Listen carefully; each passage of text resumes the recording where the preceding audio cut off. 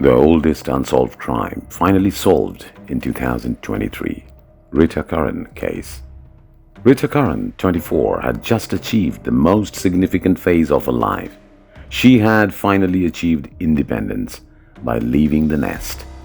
Rita tragically experienced the unthinkable in July 1971, and her violent death shocked the neighborhood. What would it take to solve the case in order to protect an innocent second grade teacher? Welcome to Unsolved Crimes, where we feature cold cases, twisted cases, and solved cases from around the world. If you like to watch similar contents, please subscribe to our channel and turn on all notifications to watch our latest episodes. In this episode, we will examine the 52 years old cold case that has been the longest running unsolved mystery in Burlington. The setting of the current tale is Burlington, Vermont, which is only 45 miles from the American mainland. Unquestionably, the Canadian border is similar to its neighbors in Canada. Burlington was found by more than 44,000 people. It is regarded as a tranquil and picturesque city by the residents and locals. In the 1970s, Burlington was seen as the ideal location for starting a family and raising a home, and drew university students from the nearby University of Vermont. Numerous locations for art and culture have emerged and are still thriving. Even though crime is still a problem, Burlington is now regarded as a safe and tranquil community. The Curran family lived in Brooklyn, New York, where Rita Patricia was born on June 21, 1947. Of her four siblings, Rita was the oldest, and as a close-knit family, the Currans were well known. Rita, by all accounts, grew up a secure, happy environment, and in the 1950s, she thrived as a contented young adult. The Curran family relocated from Brooklyn to Milton, Vermont, a small town known for its peace and quiet, when the kids were still very little. Rita attended Mount St. Mary's Academy, following her sister, who did likewise. Rita's family claims that she did well academically and extracurricularly at the tiny private Catholic school. Rita regularly participated in the school choir or glee club when she wasn't studying. She participated actively in school life and even joined the student council. Rita had a strong sense of altruism and saw her role in the student council as an opportunity to improve things for others.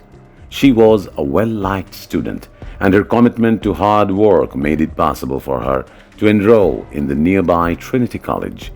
At the university, Rita studied languages while continuing to participate in Milton's choirs and groups. Rita was accepted by the University of Vermont after graduating from Trinity College to continue her education. Her family erupted in excitement as she opened her acceptance letter. Rita, then 23 years old, began taking graduate courses at the University of Vermont in 1971. As if Rita's schedule wasn't already packed enough, it also led to her being hired as a second grade teacher at Milton Elementary. She also served as a maid at the Colonial Motor Inn in South Burlington. In the summer, Rita was a bright and friendly lady, according to those who worked with her at the school and the inn. At her parents' dining room table in June 1971, Rita picked up a newspaper and started leafing through it. Her gaze swept the advertisement section in a desperate attempt to find a flat of her dreams. A few apartment listings caught her eye, but the one at 17 Brooks Avenue in Burlington drew her eye since it was a place she had been lusting for with two other women, Carrie Duane and Beverly Lamphere. On June 5, 1971, Rita picked up the phone and called the number listed in the ad. Within a short period of time, she had a place at 17 Brooks Avenue all to herself. Rita was aware that this was an opportunity to obtain freedom and have a full life. Additionally, she hoped to meet a lover and perhaps even a husband. However, Rita's destiny had fallen into a much darker tragedy. Rita celebrated her 24th birthday on June 21, 1971. She still had strong ties to her family and frequently traveled back and forth between Milton and Burlington. In between her busy schedules, she made a cautious effort to get to know her roommates. But on July 19th, only a few weeks after she had moved into her new house, catastrophe struck. Rita got up early and started her day like she usually does.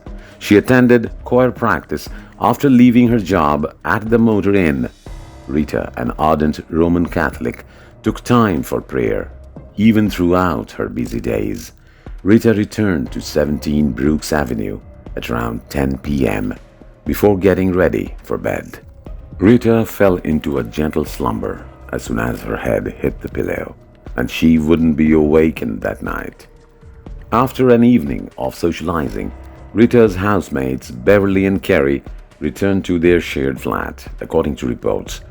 Despite the fact that the women were supposed to get along well, Rita and her housemates were not particularly close. Rita and Beverly had to share a bedroom because the apartment only had two. Rita was frequently away from the apartment, so this arrangement suited the needs of the two women.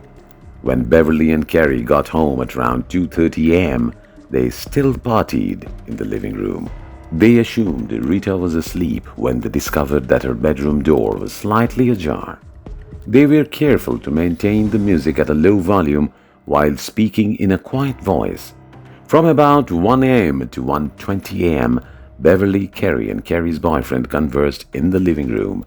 For some reason, Rita and Beverly shared a bedroom, so Beverly went there to get something. In an effort to avoid making a lot of noise, Beverly opened the door cautiously. A frightening sight caught her eyes as the door opened. Rita's bleeding, beaten body was highlighted by the moonlight. Just behind the bedroom door, she had suffered a vicious attack and been left covered in her own blood. While some of her colors were still perfectly pinned in her hair, items of her clothing were pulled off and left all around the room. The scene in front of Beverly, Carrie, and Paul prompted them to scream. They will always remember the sight of Rita's battered body.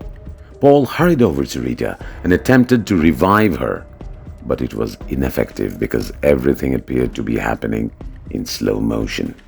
She had already started to become cold, and there was no pulse. Carrie and Beverly hurried for the phone, hands trembling as they approached the 911 buttons. The Burlington Police Department soon after received a call they will never forget. After 1:50 a.m., they arrived at the scene. When they entered the rental unit, they were met by three very distressed youngsters. While others hurried to the crime scene, officers sought to calm them down and attempt to get a statement from them. Rita suffered a brutal beating that included numerous punches to her upper body and head. Her face was severely bruised. She had black eyes and there was dried blood around her mouth. Rita's panties had been removed by the murderer and other pieces of her clothing had been tampered with. Rita was discovered laying on her back with her arms and legs spread widely, according to the attending medical examiner. The medical examiner also observed marks and bruises on her neck, which suggested the manual strangulation was the cause of death. Rita had put up a valiant fight against her assailant, but they soon overweighed her. Rita's body was photographed, and evidence from the bedroom was gathered as part of the crime scene investigation. The medical examiner turned Rita's body over after the pictures were taken to check Rita's back for injuries. Rita's right arm had a cigarette butt underneath it when the examiner rolled her over and spotted it. Rita followed the stringent teachings of the Roman Catholic Church and led a pristine and simple life. The cigarette looked to have been smoked there, as evidenced by the small layer of ash that had amassed underneath, according to the investigators who arrived on the scene. Because Rita didn't smoke, whose cigarette was it? The cigarette was a Lark brand, an uncommon and exceptionally less common cigarette option, according to the findings written by the investigators. In order to rule out robbery as a possible explanation, authorities discovered that Rita's purse, which contained $20 and some personal things, had been left untouched before their investigation was complete. Absolutely nothing else in the bedroom had been touched, and all that was left of Rita's fight with her attacker and subsequent beating was a disturbing blood trail on the walls and floor. The autopsy could start once Rita's body was brought to the local hospital's mortuary. For a scene debrief, police officers gathered in the area. Everyone who saw the incident was horrified, and they all determined to uncover Rita's killer, no matter how long it took. Rita's autopsy was performed by Chief Medical Officer Lawrence Harris, who determined that she had been brutally battered and manually strangled to death. He remarked that Rita had been subjected to a sexual attack and that her panties had been ripped off her body and thrown under her. Now the arduous task lay in calling the Curran family and breaking the devastating news. When the phone rang in the Curran home that morning, they realized that life as they knew it had changed. The entire family gathered around to lament and remember Rita. They appeared before detectives to go over the case's specifics and provide statements. The revelation devastated Rita's family because she had been the ideal student and teacher. She was enthusiastic about her University of Vermont classes and growing as a teacher. The Burlington Police Department was urged by Rita's parents and siblings to track down the perpetrator and bring them to justice. The BPD pledged their word to the present family. Nobody anticipated it would take 52 years to achieve justice. Investigators at the location discovered no evidence of forced entry. Carrie and Beverly both admitted that they frequently left their flat door open because they thought the neighborhood was quite secure. Rita had been killed while at home alone, somewhere between 10 p.m. and 12 a.m. It was later discovered. Despite their best efforts, the site revealed no fingerprints that could be used. The hair Rita held in her left hand and the cigarette butt were found by crime scene investigators. As a result, the Burlington Police Department statements from Beverly, Carrie, and Paul were corroborated and supported by others present that evening. Investigators expanded their search and concentrated on Rita's acquaintances after the roommates were not found guilty. Investigators learned from Rita's friends and roommates that she had been getting some strange calls. The calls frequently arrived in the middle of the night and was marked by a man's heavy breathing, followed by awkward silences. Rita had no idea why she was receiving calls or being followed, but the investigators thought this was a great place to start. However, it does not seem like the people who were harassing Rita over the phone were ever identified by the detectives. Other ladies who had experienced abusive phone calls after Rita's murder came forward to confirm they had also experienced the same. It wasn't typical for there to be many reports of intrusions each week, and violence against women was on the rise. Burlington's residents were afraid and inconsolable at the same time. It was horrifying to consider that a murderer might be out on the free in their peaceful small town. Because the Manson family's crimes were still fresh in people's minds, and because the phrase serial killer had just recently entered the public lexicon, fear set in.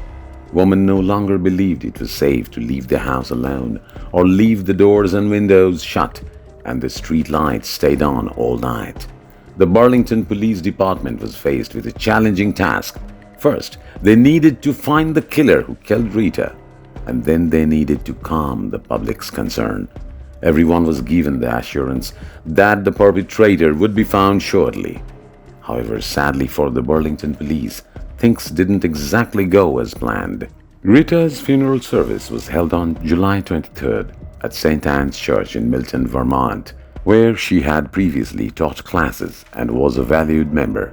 Over 400 people showed up for Rita's funeral as a result of the shock brought on by her passing and funeral in Burlington. To closely monitor people wishing to pay their condolences, undercover officers were dispatched to the burial. Rita's family members went up to her casket one by one to say their final goodbyes as the funeral proceeded without interruption. Rita was buried at St. Anne's Cemetery after the service.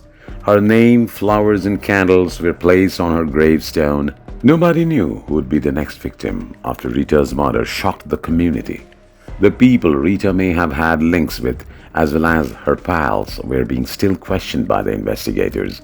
Detectives later told the media that they followed up on hundreds of tips in Rita's case, which required them to travel around Burlington and Vermont.